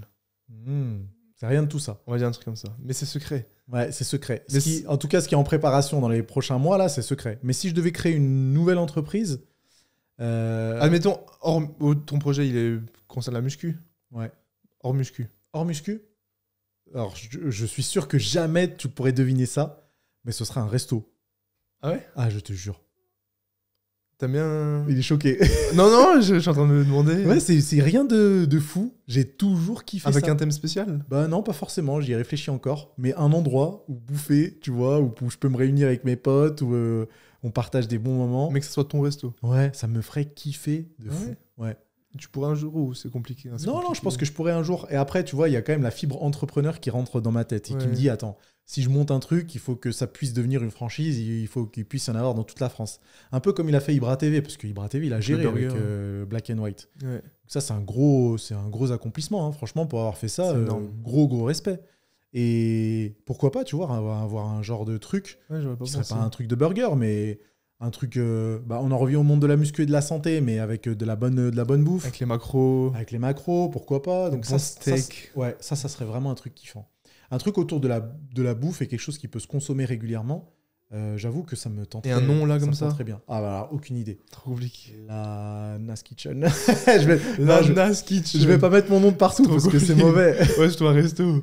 Mais si je devais créer une entreprise, un rêve, hein, je peux l'appeler comme ça. Un petit resto. Ce serait un concept. Il y avait de resto. pas non, c'est pas une entreprise, mais dans les rêves, jouer dans un film ou créer un film. Ah ouais, réalisateur. Ouais. Ça c'est aussi mon goal ultime. Un de tes kiffs. Non, c'est pas un de mes kiffs. C'est le goal ultime. Ok. Ça, réalisateur. C'est le goal ultime. D'un film. D'un film, ouais. Avoir écrit, réalisé par Nassim Saïd. Exactement. Avec un thème. Non, parce que j'aime plein de types de films différents. Que ça soit des comédies, des films français, de la science-fiction, des blockbusters, des drames, j'aime bien. Parce qu'on n'en a pas parlé, mais ceux qui ne te connaissent pas, t'adores la photo, le cinéma. Ouais, je fais des études de ciné. Je préfère même le ciné que la photo. Mais réaliser un film, ça serait un goal de fou. Et c'est aussi pour ça que YouTube, ça m'intéresse autant. Tu crées des vidéos. Pouvoir créer un truc visuel que les gens peuvent regarder et que les gens peuvent apprécier, c'est un gros kiff. Donc tu t'intéresses au monde du cinéma? Mec, je suis incollable. Ah ouais? Ah ouais, je suis collé. Moi, je suis collable. Moi, je suis 100% collable. Oh mec, les réalisateurs, les acteurs, je connais tout. Moi, je suis le genre de mec, je dis Transformers, j'aime bien. Ah ouais? Mais tu sais pas par qui ça a été réalisé, en quelle année? Non. Michael Bay. Ouais, si, j'ai le nom. Je pourrais te sortir tous les acteurs, je pourrais te dire que le producteur, c'est Steven Spielberg. Je suis à fond dessus. Ah ouais. Vraiment, ça me passionne et je regarde plus de vidéos cinéma que de vidéos d'autres choses sur les podcasts. Ouais, parce que... Il y a un peu qui ça, je pense même. Ouais, je pense qu'il y en a beaucoup. Je sais que t'as une chaîne secondaire Insta. Oui, sur la photo. Ouais, sur la photo. Tu sais que pendant un moment, je me suis dit pourquoi je lancerais pas une chaîne YouTube sur le cinéma. Bah ouais, vraiment. Ce que j'allais te demander, pourquoi tu fais pas des petites vidéos? Parce que le temps manque un peu. Ouais, ou même tu discutes, tu parles. Ouais, ça c'est ta passion. Tu l'as dit avant, si t'aimes un sujet, parle-en. Putain, bien vu, sans m'attendre à ce que ça cartonne ou quoi que ce soit. Vas-y, c'est bon, je sors ma première vidéo. Je sais sur quel sujet. C'est ça le projet secret. C'est même plus secret là. Ah, stylé. Mais du coup, vu que ton projet d'entreprise c'est secret, une autre question, si tu devais écrire un livre demain. Ouais. Ah mais je sais, c'est le livre de la muscu. Tu sais parce que... Pourquoi le livre de la muscu? Parce que j'ai, encore une fois, envie de laisser une trace dans la muscu en France, quoi. J'ai envie que demain, les étudiants qui ont envie de passer ce diplôme lisent mon livre. C'est Nassim. C'est Nassim. Comme l'a dit Nassim. C'est comme l'a dit Nassim. Le PEC fait comme ça. Exactement. C'est comme l'a dit Nassim. Vous êtes en cours, en train d'apprendre l'anatomie, il y a le livre de Nassim. C'est pas la vidéo de Nassim, c'est le livre. Le livre. Vous voulez apprendre la programmation d'entraînement, le livre de Nassim. Est-ce que tu penses que c'est différent que tu aies ta chaîne YouTube avec toutes les infos ou que tu aies ton livre physique? Je pense pas que c'est différent en termes de contenu, parce que le contenu peut être sensiblement non, pas le contenu, mais pas de fierté. Ah si, de fierté 100%. Tu sens ce truc. Ouais, parce que le livre, ça reste quand même quelque chose d'intemporel. Les livres, ça existait il y a 3000 ans, ça existe encore. C'est quand même une merveilleuse façon de transmettre son savoir. Et puis c'est cool de se dire, j'ai écrit un livre, tu vois. Ouais, c'est beau. Même si au final, le contenu à l'intérieur, c'est comme les dizaines de vidéos YouTube que j'ai fait. J'aimerais beaucoup. Mais c'est cool parce que ouais, c'est une fierté. Et puis en plus, j'allais dire autre chose, c'est que les gens qui achètent le livre, c'est aussi une forme de soutien qui est incroyable. Ah ouais. Les gens vont acheter ton livre, ils vont aller le commander sur Amazon ou ils vont aller dans C'est une pas juste ils librairie. cliquent sur la vidéo. Ils vont aller dans une librairie l'acheter, ils vont l'entreposer quelque part l'ont dans chez leur toi. bibliothèque. Mais ouais, ils ont écrit Nassim Saïli sur le côté du livre dans Ouais, leur c'est bibliothèque. C'est stylé. De la même façon que moi, j'ai plein de livres et que je suis content de les avoir. Des beaux livres, ouais. Même si le contenu de certains de ces livres, je les ai retrouvés dans des vidéos ou quoi que ce Ouais, soit. bah oui. C'est toujours cool d'avoir ça avec soi. Et du coup, t'attends quoi? S'il y a une... Ça, c'est une bonne question. Il y a une attente ou c'est juste trouver le temps? Il faut trouver le temps. En fait, Se dire, vas-y, j'écris. On dit souvent, en plus, les livres, faut écrire la première page ouais. et se mettre genre. Et là, en fait, là, c'est même pas un problème d'inspiration parce que je sais exactement Bah oui. ce qu'il va y avoir dedans. Et même les gens, de toute façon, qui écoutent le podcast ou qui le regardent, ils s'attendent bien à voir. On sait plus ou moins. On sait plus ou moins que ça va parler des mêmes choses que sur YouTube. Ça sera juste formulé de manière différente pour qu'on puisse trouver les infos un peu plus rapidement. Le truc, c'est que le temps manque un petit peu. Hein. Et même si tu commences la première page, admettons, tu sais tout ce qui va en découler et que ça va être long. Donc ça va être long. Avant l'été dernier, genre au mois de mai, juin, je me suis dit, je vais m'isoler pendant 10 jours. Je vais le dire à personne Et essayer. et je vais charbonner dessus le plus possible. Et du coup, je ne l'ai même pas fait parce que faute de temps, il y a eu des tournages, il y a eu des machins. J'ai préféré partir en vacances, tu vois, me changer un peu les idées. Donc ouais, c'est Est-ce que tu penses que c'est faute de temps ou de priorité? Je pense ça, c'est la grosse question. Ouais, ça c'est la grosse question parce que ça reste quand même une vraie priorité. Parce que tu as dit, il y a eu des tournages. Ouais. Tu aurais très bien pu dire non, je suis pas dispo cette date-là. Ouais. J'écris. Mais le problème, c'est que maintenant, ma chaîne YouTube, il y a d'autres gens qui en dépendent. Bah oui. Donc si demain j'arrête de faire les vidéos, je peux pas payer les gens qui travaillent avec moi. Mais si c'est 10 jours.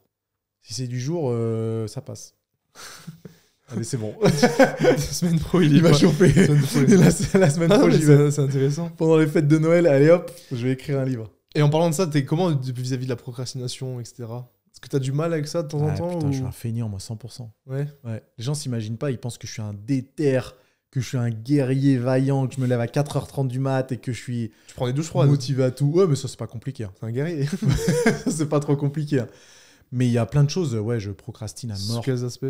Bah, Pas les entraînements. non, pas les entraînements, parce que ça, les entraînements, vraiment, je kiffe. Pas les vidéos non plus, du coup. Les vidéos, non, pas les vidéos non Après, plus. c'est parce que t'as une équipe maintenant. Ouais, c'est parce que mon équipe en dépend. Mais il y a d'autres choses où j'avoue que j'attends le dernier moment pour les faire. Mais ça peut être des choses... Ah si, il y a un truc, je sais, mais ça n'a rien à voir avec la création de contenu. C'est par exemple la comptabilité. C'est dur. Ça me brise les... Bon, t'as compris. Ouais. Ça me saoule. Ça, j'attends le dernier moment. C'est J'attends que ma insupportable. comptable, elle m'appelle, elle me dit, mais merde, ta déclaration de TVA, c'est là, Ouais. c'est maintenant, je veux le chiffre d'affaires. Donc ça, quand il y a des trucs qui me saoulent, je procrastine à mort, Comme tout le monde. comme tout le monde. Et t'as un petit tips ou un truc que tu te mets ou même pas? Même pas. Si tu procrastines, Ah tant pis. ouais, même pas, tant pis. Il y a des jours, il y a des... Enfin ouais, il y a des moments où je me dis, putain, mais ouais, t'abuses. Mais Tu sais qu'il faut le faire, je le ferai plus tard. exactement. T'arrives plus tard, tu vois, demain. Exactement, et tu le fais Demain. pas. Et tu le fais pas. Mais personne n'est parfait. Hein. Ah bah ouais. Ouais, personne n'est parfait. Mais c'était sûr, mais t'avais un tips ou... Non, j'ai même pas de tips à partager parce que... Ah ouais. J'avais lu un livre, il s'appelle Eat the Frog First. Ah, En gros, c'est mange la grenouille en premier ouais. et les têtards à la fin. Genre mange le crapaud en premier. En gros, c'est ta plus grosse tâche, tu l'as fait. Et j'avais lu ce livre, je me suis dit, il faut que je le fasse. Ouais. Tu le fais quelques semaines, après tu Et après, retombes. c'est chaud. Et ouais, c'est ta tâche la plus chiante, celle que tu veux pas faire. Ah, ça, Bah, c'est tu un bon tips. tu l'as fait direct le matin. Ça, c'est un bon tips. Et c'est... J'avais lu un autre livre qui était un peu dans la même veine, peut-être que tu le connais, qui s'appelle The War of Art. Je l'ai. Et pas de Art of War. Non, bah non, c'est Toi, t'as The Art of War. de Van Tzu, là. Sun Tzu. Ouais, Sun Tzu. Et The War of Art, c'est un autre livre qui est tout petit, tu sais, il se lit en 2 jours. Et c'est un mec qui parle justement de la procrastination et du fait d'être confronté à une certaine résistance. Plus on est confronté à une résistance, c'est-à-dire qu'on n'a pas envie de faire un truc, plus on doit le faire. Bah ouais. Plus on doit le faire pour progresser intérieurement et pour se développer personnellement. Et puis on va le repousser. Exactement. Donc, tous ces trucs qu'on n'a pas envie de faire, au contraire, il faut apprécier de ne pas avoir envie de les faire. Que ça soit dur, ouais. Parce que si on les fait, bah justement, c'est ça qui va nous permettre de progresser. Et on s'habitue à faire... Et on s'habitue, et cette résistance qu'on ressent, bah, on la ressent de moins en moins, et on est de plus en plus encouragé à prendre Ouais. les devants, en fait. Donc ça, c'était intéressant. Je te filerai le nom de l'auteur, Ouais. comme ça tu le mettras en Ça peut description être bien. pour ceux qui ont Mais envie de le lire. ça peut être un peu le but des douches froides aussi. Ouais. Mais après, moi, je suis partisan de la souffrance. Ouais. Donc, dans plein de trucs. Les douches froides, j'aime pas. T'aimes pas. Mais non, personne n'aime. Mais tu le fais parce que tu dis, vas-y, je fais un truc que j'aime pas. Exactement. C'est fait. Et... Exact. Mais c'est pour plein d'autres trucs. Hein. Eric, c'était pareil. Il m'a dit Ouais. ça. Et c'est pour ça que moi, j'aimerais essayer de m'y remettre. Réveil 5h30, tu fais sur la douche froide et Exactement. t'es debout. Exactement. C'est pour moi retarder la gratification, retarder la satisfaction, c'est le meilleur moyen d'être heureux sur le long terme. Donc vraiment, je vais chercher à souffrir sur des tâches bien précises comme la douche froide, mais même comme certains entraînements. C'est pour ça que je prépare un deuxième marathon, c'est parce que j'ai pas envie. Courir, ça me saoule. Ce matin, j'ai couru 15 km. Avant de les courir, je me suis dit, mais pourquoi je fais ça ? Ouais. Pendant les 15 km, je me suis dit, mais si je m'arrête à 6, personne ne saura. En fait, je les ai finis. Parce que je détestais ça. Et je savais très bien que plus j'allais souffrir, plus j'allais détester le processus. Et plus après, j'allais être satisfait. Et putain, je suis satisfait quand même. Ouais. À la fin des 15 km, je me suis dit, ok, je les ai fait. J'ai fait. Ouais. Je les ai fait. C'était pas non plus si difficile que ça. Mais je les ai faits. Et je sais que si j'applique ça encore, bah, c'est ce qui me permettra de progresser. Et en fait, le marathon, tu vois, pour en parler, le deuxième marathon, en vrai, je m'en fous un peu de quel temps je vais faire. Ce que je veux surtout, c'est passer par la souffrance des 6 mois d'entraînement. Parce que je sais que cet investissement-là et cette souffrance et ces sacrifices, je vais pouvoir les utiliser pour d'autres choses, quoi. Je pourrais me dire, putain, mais je me suis entraîné 6 mois, 4 jours sur 7 pour faire un marathon. Je l'ai fait n'importe quoi. Si je veux faire un Ironman, bah pourquoi pas ? Je vais m'entraîner. Ou je peux l'appliquer au business, je peux l'appliquer aux relations personnelles. Parce que ça peut s'appliquer aussi dans la relation. Dans tout, quoi. Mais c'est marrant que tu dis ça parce que je voulais te poser la question. Parce que là, tu t'as dit, tu me prépares de 6 mois de souffrance où je lâche rien, je suis le programme. Et j'aurais la fierté d'avoir fait ça. Mais tu as aussi fait le marathon de Lyon, ton premier, où tu t'es pas entraîné. Ouais. Du coup, j'avais vu un débat, mais j'avais vu une vidéo là-dessus. Et j'aimerais voir ton point de vue, vu que toi, tu as fait les deux. Tu trouves quoi plus honorable entre quelqu'un qui a fait un marathon en 3 heures sans entraînement, parce que le mec, il est super fort, c'est son truc, mais il s'est pas entraîné, il a fait en 3 heures, ou un mec, admettons, qui a pas des bonnes prédispositions, qui s'est tué pendant 1 an, mais qui le fait en 4h30. Tu connais ma réponse déjà. Celui qui s'est tué pendant 1 an. Bien sûr. Bien sûr, parce qu'il n'y a aucun mérite à... Donc la gratification, c'est pas le marathon, c'est vraiment le process. Bien sûr. Il n'y a aucun mérite à être bon quelque part, parce que c'est ta génétique, ou c'est la chance, ou c'est machin. Et moi, c'est pas une satisfaction personnelle. Si je l'ai fait, le marathon sans entraînement, c'est un délire d'arrogance, en fait. Ouais. Je voulais dire aux gens qui m'entourent, bah, qu'est-ce qu'il y a ? Moi, j'ai fait un marathon sans m'entraîner. Ouais. C'est un truc stupide. Mais tu te vantes pas... Tu te vanterais pas dire j'ai fait le marathon. Ah non, jamais de la vie. Ouais. Jamais de la vie. Je le crie pas sur les toits. Enfin, à part de temps en temps. Mais t'en es conscient que tu préfères largement t'entraîner 6 mois. Bah ouais. J'en suis conscient que c'est surtout pour la blague. Mais moi, c'est l'entraînement qui m'intéresse. Là, vraiment, je me fais mal avec ces 4 entraînements par semaine de course à pied, plus la muscu. C'est dur. Ça m'oblige à me coucher super tôt. Ça m'oblige à être très vigilant sur ma récupération. Mais putain, le kiff, quoi. Ça retombe sur ce qu'on disait avant par rapport à YouTube et tout. Faut pas vouloir le truc, mais le process. Exactement. Donc, tu vois, si je le fais en... Alors, je t'ai quand même dit tout à l'heure que si je le finis en 3h45, ça me ferait chier. Parce qu'on attend toujours d'avoir un retour sur investissement. Mais au final, voilà. Objectif 3h30. Objectif 3h30. Ils le savent pas tous, forcément. Ouais, objectif 3h30. En tout cas, c'est ce qui est marqué sur ma programmation d'entraînement. On s'entraîne de cette façon-là pour faire 3h30. Après, en vrai, tu vois... T'en parlais aussi sur le fait que tu fasses 200 ou 210 au squat. Ça change quoi ? Oui. Et que je fasse un marathon en 3h20 ou en 3h30. Ça change pas grand-chose en fait. Donc au final, je préfère me dire je me suis entraîné pendant 6 mois. J'ai fait ce que j'avais à faire. Et j'ai quand même bien progressé par rapport au premier. T'as fait quoi. Ouais, bah ouais. T'as fait fameux. Ouais, c'est cool. Et Next Step Ironman. Tu sais que j'ai vu un truc, mec, un Ironman, je t'avais dit, la chaîne... en Antarctique. Yes Theory. Et je me dis, il faut que je fasse ça un jour. Moi, j'ai un marathon ou un triathlon, mec, en Antarctique. Tout seul. Ah ouais ? Au milieu de la neige. Tu cours tout seul. Ah ouais, ça doit être un sacré délire. Hein. T'es dans la neige. Ouais. Mais les épreuves sportives comme ça, pour moi, c'est un délire. Mais tu sais qu'il y en a. C'est le seul à l'avoir fait. Ah ouais ? Je crois qu'il y en a très très peu. Moi, j'ai vu un autre Ironman. Ça s'appelle le Norseman. Ouais. Ça se passe en Norvège. Ouais, c'est Ironman le plus dur. Ironman le plus dur. Ouais. Genre, tu commences dans une eau glaciale.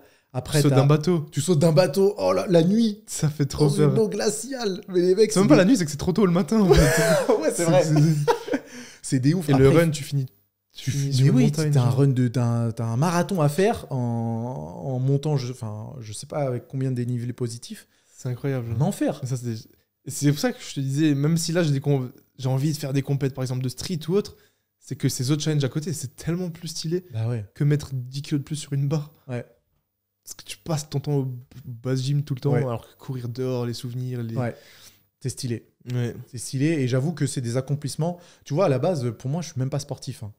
À la base, vraiment, je préférais tous les délires de cinéma, etc. Le sport, je m'y suis mis et il y a vraiment des trucs qui sont incroyablement satisfaisants. Tu sais, c'est épanouissant. Ouais. À l'époque, je parle quand même un vieux, mais quand j'avais 18 ans, jamais je comprenais les gens qui faisaient du marathon. Il y a quelques années, jamais je comprenais les gens qui faisaient de l'Ironman. C'est la dopamine Maintenant, je en me soi, dis- surtout. De quoi ? C'est la dopamine en soi, C'est je la pense. dopamine. Mais maintenant, je commence à comprendre que c'est un accomplissement de ouf. Et c'est pas juste pour montrer ta médaille au repas de famille ou pour dire j'ai fait ça. Ouais, parce que t'en parles plus. Mais ouais, c'est que intérieurement, tu te dis j'ai été capable de faire ça quand même. Ouais. Et mine de rien, si je suis capable de faire ça, c'est que je suis capable de faire quand même pas mal d'autres Plus. choses. Parce que si tu fais ça, après tu veux ça. Si tu fais... Exactement. Et ça, vraiment, j'ai la logique de pouvoir le transposer à tous les secteurs Tous les de ma vie. domaines. Ouais, tous les domaines. Donc Ironman, tu penses t'en feras un? Je pense que après le deuxième marathon, ce serait quand même l'évolution un peu logique. Même pas de date, mais avant J'ai avant pas que de tu date. meurs, tu penses que tu feras un Ironman? Après, je sais pas, peut-être je vais Ou mourir demain, mais Ouais, mais admettons tu vis 30 ans, tu penses t'en feras un. ouais, je pense. Je pense que ça me C'est un paraît des pas, objectifs, ça me ouais. paraît pas délirant et de dire je suis un Ironman. Ça, c'est incroyable par c'est contre. stylé. Ça, tu le dis. Ça, Ah ouais. par contre, je pense on le dirait. Ça, je l'ai dit. Moi, tu sais que je pense, tu sais, j'ai pas de tatouage, mais je pense que si je fais l'Ironman, je me tatouerai ici, Ah ouais, bah, genre carrément. le temps. Mais carrément. C'est le truc, hein, Mais carrément. avec le logo base. Ah ouais, ça c'est un très bon délire ça. Le tatouage, le temps, mec, ça c'est. Ça c'est un très bon délire. Et on me dit, c'est quoi ce tatouage? Je fais Ironman. c'est. Avec la nonchalance. T'imagines en Antarctique en plus. Ah ouais, là, mais là Mais c'est bon. carrément un autre délire. Mais du coup, Ouais. ouais, c'est quand même bien. Ironman, Ah, c'est quelque chose. Après, niveau sportif, tu vois, je me dis que ce deuxième marathon, je le prépare aussi parce que j'aimerais bien pouvoir dire j'ai fait un marathon en, je sais pas, moins de 3h30, j'ai conservé ce physique, je suis capable de pousser 140 kg au coucher, Ouais. je fais un soulevé de terre à 250, je peux faire un squat à 200 Bah, c'est kg ça en fait. c'est et je fais avoir- un marathon, je fais un marathon en avoir la 3h30. polyvalence, c'est tout. Ah, là, c'est fantastique. Ça, c'est un peu un délire d'ego, tu vois. C'est un peu égocentrique de dire ça. Mais bon, je pense qu'il faut un peu une part d'arrogance pour faire ce truc. Bah, c'est la philosophie que j'ai un petit peu. C'est genre, t'es pas le meilleur. T'es le meilleur nulle part, mais t'es très bon. Ou Mm. bon partout. Je Ouais. préfère être bon partout qu'être meilleur quelque part. Bah ouais. Et puis, c'est pas forcément pour faire le malin en société. C'est que moi, intérieurement, je me dis, putain, c'est stylé. Ouais. C'est stylé. Alors, c'est très bien de courir un marathon en 3h30, hein. Mais le faire avec un bon physique en plus, Bah ouais. alors là, génial. Et c'est ouais, et voir nos limites un peu partout. Ah ouais, Parce que rester dans le muscu, ok, on connaît tout, mais ça se trouve, on sait même pas ce que c'est de courir. Ou... exactement. Ironman, t'imagines, on doit encore nager, Ah ouais, apprendre faire le du vélo. vélo. Oh là là, ce cauchemar. Mais un cauchemar intéressant. Et ça, c'est long la prépa. hein, c'est Ouais, pas- ça, c'est long. Ça, c'est long. Vu qu'on a, on a parlé pas mal de livres, etc., si tu devais conseiller 1 ou 3 livres aux gens, des livres qui t'ont marqué, peut-être qu'il y en a pas. C'est un peu compliqué mais comme après, question. après, je dis toujours les mêmes. Bah, moi je les connais pas. Hein. Les 48 lois du pouvoir. 48 lois du pouvoir. Ah ouais, de Robert Greene. Ok. Le livre par excellence qui, moi, m'a un petit peu mis dans ce monde, ce délire de vouloir devenir le meilleur. Enfin, la meilleure version de moi-même, Ouais. plutôt. Faudrait que tu me le donnes. Ouais. Je connaissais même Après, il est bizarre. Enfin, je l'ai lu quand j'étais assez jeune. Je l'ai lu en 2005. Donc, j'avais quel âge en 2005? J'avais 17 ans, un truc comme ça. Et je l'ai un peu pris comme argent comptant dans le sens où j'ai bu vraiment toutes les paroles de Ok. l'auteur. Alors qu'il faut jamais faire ça. Il faut garder toujours un petit peu de recul parce que l'auteur, c'est son point de vue pas. Bah oui. et il n'a pas la Bah, science c'était infuse. en phase avec ce qu'il disait. Bah ouais, mais le problème, c'est que quand tu lis, si jamais tu le lis, tu vas voir qu'il y a des choses des trucs peu qui sont un bizarre. peu, un peu Je chauds. regarderai. Moi, maintenant, avec le recul, je me dis, mais mec, Tu me racontes. ouais, qu'est-ce que tu racontes? Mais quand même, c'est une bonne découverte. Ok. Donc, les 48 lois du pouvoir, 100%. Qu'est-ce que j'aurais d'autre à conseiller? Moi, j'aime bien Jordan Peterson. Je sais Ok. pas si tu Ouais, suis un si, peu ce qu'il si. fait. Je n'arrive pas vraiment à m'identifier à 100%, Ah ouais mais je regarde souvent ce qu'il fait. Moi, j'adore parce que je le trouve d'une part hyper intelligent. Je trouve qu'il a de bons sujets. Et puis, pour en revenir au livre, son livre, les 12 règles de la vie, Ouais. 12 Rules of Je Life, les ai pas vu ceux-là. Ça. je trouve que c'est un très bon livre. Donc, je dirais pas qu'il a changé ma vie, mais il est cool. Je suis bien Il content de inspire l'avoir bien, ouais, ouais. je suis bien content de l'avoir lu. Le troisième, c'est une bonne question. Je sais pas. Peut-être que je suis très content d'avoir lu la biographie d'Arnold Schwarzenegger. Ouais, Ouais. je l'ai pas fini. Ah ouais? Ouais, la partie politique du milieu, Ouais.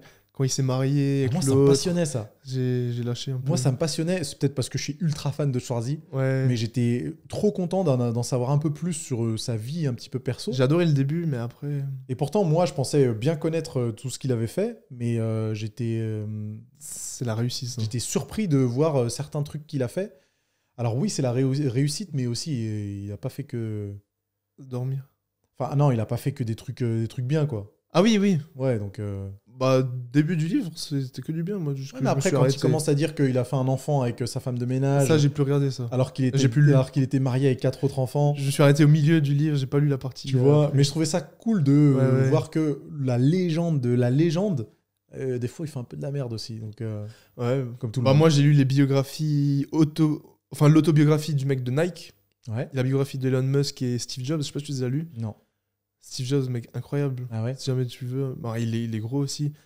Mais pareil, j'imaginais pas que c'était un ouf. Ouais, je connais pas trop sa vie en fait. Si, Steve Jobs. au début, avant qu'il soit connu, avant qu'il soit lui, Hmm. il y a les entretiens d'embauche, genre pieds nus. Ah ouais. Il puait parce qu'il prenait pas de douche. Parce qu'en fait, il mangeait que des pommes, je crois. Et il était persuadé que cette diète, ça l'empêchait de transpirer et de puer. Et il allait aux Mais c'est entretiens. pour ça que l'entreprise s'appelle Apple. Non. Non. Ça aurait été fou Et ça. il allait aux entretiens d'embauche, il puait, il était pieds nus. Ouais. Et les gens, ils disaient, mais. Et un gars, il en parle. Il dit, maintenant, quand je vois que je l'ai viré, j'en rigole encore. Ah ouais, Ce bah qui- tu m'étonnes avoir viré Steve Jobs. Et pareil, apparemment, c'est un fou. Comme Elon Musk. Elon Musk, Ouais. je sais que passé un moment, il travaillait H24, il dormait. Bah, ça de une, mais c'est des enculés avec leurs salariés. Ah mais oui. Il rentre, il regardait même pas ce qu'on faisait. Dès tu fais de la merde. Ah ouais. Il dit, mais t'as pas vu. C'est des ouf. Mais de toute façon, comment dire, ce genre de personnes pour moi, que ce soit Steve Jobs, Elon Ah, Musk, pour ou être Jeff là-haut. Bezos, c'est des Ouais. tyrans. C'est des tyrans. Je regardais encore hier, tu sais, Elon Musk, il a racheté Twitter. Ouais. Il a posté un message à tous les employés actuels de Twitter en leur disant à partir de maintenant, si vous n'êtes pas un employé hardcore, il a utilisé hardcore dans son mémo, vaut mieux que vous partiez. Et genre, il leur a donné 48 heures de sursis. Si dans 48 heures vous êtes encore là, c'est Mais que vous c'est êtes ouf. hardcore, sinon vous partez. T'imagines? Ouais, c'est... Le mec sans pitié avec ses employés, quoi. Après, tu dis, soit c'est un enculé, soit c'est la réussite. Ouais. Je sais pas trop où me Il placer. y a par deux rapport points à de ça. vue, ouais. Il y a deux points de vue et c'est un peu compliqué. Mais ouais, mais faudrait que je les lise, les 2 premiers livres, t'as dit. Carrément, J'avais je pas te du partagerai les auteurs et je te montrerai ce que ça donne. tout. Et bon, on arrive sur la fin, je pense. Il y a une question. Est-ce qu'il y a une question que t'aurais aimé que je te pose et que je t'ai pas posé? Un truc que t'aurais aimé développer, que ce soit avec moi ou avec l'audience? C'est une excellente Ça question. te- Tu veux qu'on parte sur des trucs dark ou Peu importe, mec. Moi, on est... qu'on reste sur l'entrepreneuriat? Non, même pas, mec, ce que tu veux. Moi, j'aime bien parler de la vie en général. Tu sais, j'aime bien parler de la vie, j'aime bien... Il y a des questions qu'on me pose jamais, genre, qu'est-ce que tu penses de la société? Qu'est-ce que tu penses de... J'avais des questions, mais... Qu'est-ce que tu penses de l'environnement? Qu'est-ce que tu penses... Comment tu imagines ta vie dans 100 ans? Comment tu imagines la vie de l'être humain dans 100 ans? J'aime bien ces sujets, moi. Tu sais, me projeter et essayer de voir Ouais. à quoi on est destiné, en fait. Au-delà d'avoir des muscles ou de réaliser des films, je trouve que c'est cool de se poser ce genre de questionnement et d'essayer de vivre sa vie un peu en fonction de ça. T'as vu le livre Sapiens? Tu l'as lu? Non. Faut que tu le lises. Si t'aimes ce genre de choses, c'est... Genre vraiment... Alors, je sais pas si c'est le livre que... En fait, il y a quelqu'un qui m'a offert un livre en me disant « C'est un super livre. Il y a écrit Sapiens dessus, mais je sais pas si c'est C'est celui-là. un gros livre blanc. » Ah oui, c'est celui-là. Yuval Noah. Ok. Harari. Alors, c'est celui-là. Je l'ai partagé en story. Je me suis fait insulter. Je n'avais pas commencé à le lire. Pour- J'ai partagé en story et les gens ont commencé à dire « Ouais, mais non, l'auteur, il est partisan des théories un peu Ça, c'est spéciales. » incroyable, ces gens. J'aurais jamais dû partager en story. Mais faut pas... Faut pas, mais je savais pas parce que je connaissais ni le tu dis livre ni qu'Elon Musk, l'auteur. c'est un mec intelligent, on va dire... oui, Exactement. J'ai fait l'erreur et du coup, je l'ai même pas commencé. il est incroyable. Mais ce Yuval, il a même un interview avec Mark Zuckerberg. Ouais, mais c'est ce que Ils j'ai ont fait un cru, c'est truc ce que j'ai cru ensemble. comprendre. Je me suis pas trop renseigné sur l'auteur. Bah moi non plus. J'ai adoré le livre. Moi, je le connaissais pas et c'est vraiment une personne qui me l'a offert. Elle m'a dit bah tiens, t'aimes bien lire, lis ça. J'ai posté la couverture en story. Je me suis fait éclater. J'ai supprimé la story. J'ai dit le livre, je le lirai plus tard. Non, franchement... Donc mec, je l'ai pas lu, mais je l'ai chez moi. Il en a 3. Sapiens, Homo Deus, c'est le 2e. Ouais. Et les 21 leçons pour le 20e siècle. Ok.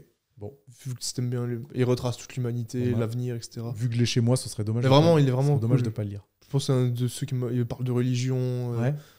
tout. Trop bien. Je trouve que c'est incroyable. Vas-y. Merci pour la recommandation. Et bah voilà, je pense qu'on a tout dit. Ah Sauf si bah, t'aimerais rajouter un truc. Là, Où est-ce qu'on peut te trouver sur les réseaux? Je pense qu'on a compris. Là, on a discuté. Alors, moi, je m'appelle Nassim Saïli. J'ai une chaîne Je YouTube suis sur la coach. muscu. J'ai une chaîne de podcast qui s'appelle Là, on discute. Donc, voilà, vous tapez mon nom sur Google. Je pense que Vous tapez pourrez- développé couché sur Google. Là, vous allez voir ma tronche, ouais. Ah non, je sais une question, mais tu l'as dit un petit peu. Si. Je vais pas dire si demain t'étais amené à mourir, mais. Aïe, vas-y. commence pas. quand tu vas disparaître, pour quelle raison t'aimerais qu'on te rappelle de toi? J'aimerais avant tout, enfin, sans parler de popularité ou de célébrité, j'aimerais avant tout que ma famille et mes proches se rappellent de moi comme de quelqu'un de honnête, tu vois, de loyal, qui est pas fait de coups de pute, excuse-moi d'utiliser ce terme, de quelqu'un de bien en fait, Qui est resté droit dans ses qui est resté droit, pas qu'on dise de moi, mais lui de toute façon, il était pas digne de confiance, il a fait de mauvais trucs, il a abusé de la gentillesse de telle ou telle personne, il a fait des trucs qui moralement étaient délirants. C'est avant tout, surtout ça. Et à plus grande échelle.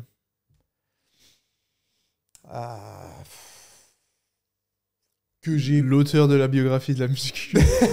Non, même pas, mais peut-être si, tu vois, le goal ultime, c'est de réaliser un film, d'avoir une petite influence sur certaines personnes, peut-être en leur faisant découvrir leur passion, une passion pour le cinéma, ou peut-être en ayant contribué à leur évasion pendant des moments où ils étaient pas bien, Ouais. tu vois. Pour moi, déjà, le cinéma, ça sert à ça, c'est à me provoquer des émotions fortes. Et si je pouvais provoquer les mêmes émotions à d'autres personnes, ça serait cool. Et qu'on se dise, putain, bah, Nassim, il a disparu, mais avec ses créations, j'ai passé des moments de ouf. Ouais, J'ai je passé vois. des moments avec ma famille, j'ai passé des moments à pleurer, j'ai passé des moments à me remettre en question. Ça serait un bon petit goal. Si, que je dise le cinéma, du coup, et aucun rapport avec YouTube ou. la Ouais, création. bizarre. Hein. Bizarre. Putain, mais on parle de muscu pendant 1 heure. Ça Et on bifurque sur le termine. cinéma. Mais je crois que les podcasts où c'est pas moi l'animateur, Ouais. ça dévie souvent sur le cinéma. Bah ouais, c'est ce Ouais. que je vois. Pas le choix. Hein. Bah, si on avait 2 heures de plus, hein, on aurait parlé de plein d'autres choses. Ah ouais, putain, mec. Un épisode 2 pour parler de l'humanité et Absolument. du futur. Mais d'expérience, tu vois, les formats qui durent 1h15, comme c'est à peu près le cas aujourd'hui, c'est cool parce que les gens, ils peuvent le finir. Bah ouais. Tu vois, ils se disent pas, ah putain, ça dure 2h30, 1h30. j'ai un peu la flemme. Donc, comme premier épisode, je pense que ça va être, Ouais, ça va être cool. Si t'as la patience de refaire 3 heures de route. Avec plaisir. Le carrefour, il va fermer. Ah ouais, Faut putain, faire on les a courses. faim là. Non, mais en tout cas, bah merci d'avoir pris le temps de répondre à la question. Merci, Baz. Merci pour ce premier épisode. Avec plaisir. Et c'est un honneur de pouvoir commencer enfin. Bah ouais, trop bien. J'espère que longue vie à ton podcast. Hein. On verra ce que ça donne. Tu sais J'espère- ce qu'on dit. Non. Je crois que c'est même, comment il s'appelle le gars que tu m'as dit, Alex, je sais pas quoi. Hormozy. Alex Hormozy. Il a un podcast, lui. Il fait beaucoup d'interviews. Il fait mais beaucoup pas vraiment d'interviews pas lui à même. Putain, je suis presque persuadé que c'est lui qui a dit une phrase que j'arrête pas de répéter, je les saoule. Ah non, c'est pas lui, non, c'est un autre gars qui a un podcast qui s'appelle Modern Wisdom. Ok. Trop J'ai bien. déjà vu le Ah, il titre. est trop bien. Et qui disait que 99,9% des podcasts ne dépassent pas le 20e épisode. Et qu'une fois que tu as dépassé le 20e épisode, bah, tu étais dans le 0,1% des Ok. podcasts. Oh, c'est sûr, j'y serais. Ah bah, C'est comme les vlogs.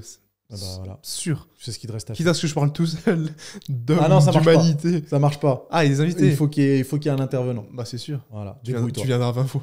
Ouais. Tu viendras 19 toi. Donc moi j'ai cette obsession de dépasser le 20e épisode juste pour faire partie des podcasts, tu vois, qui... Bah, je l'aurai, c'est sûr. Bah ouais. Bah, en tout cas, j'espère que ça vous aura plu. J'espère que ça t'a plu. Ouais. Mettez une bonne note sur Spotify, il faut le dire. Ça. Ouais, mettre une bonne note. Vous m'écouterez, je ne sais pas où. C'est mon premier épisode. Je suis débutant. Mais. C'est important. Le podcast soit bien noté comme ça. Ouais, et- mettez une bonne note. Donnez-moi vos avis sur YouTube, ceux qui regardent ça sur YouTube. Et. Je sais pas quoi dire de plus. Bah, la prochaine fois, tu seras dans mon podcast. Ouais, quand tu veux, mec. C'est ça que tu peux dire. Quand tu veux. Prochaine fois, je serai chez Nassim, ceux qui veulent l'écouter. Oui, monsieur. On parlera de. Bah, de YouTube de nouveau, je pense. Ouais, peut-être pas, hein, peut-être Et- qu'on va partir sur d'autres sujets. Et on un peu. verra. Mais bref. Allez, à table. Comment tu finis un podcast? À la prochaine. Parce que tu dis pas un pouce bleu. Mais non, tu Si dis ceux pas. qui regardent sur YouTube, merci de mettre un petit pouce bleu. Ceux qui sont en voiture, enjoy la vie et force. Enjoy la vie, c'est pas mal. Merci, Allez, ciao. merci Nassim. Ciao les amis.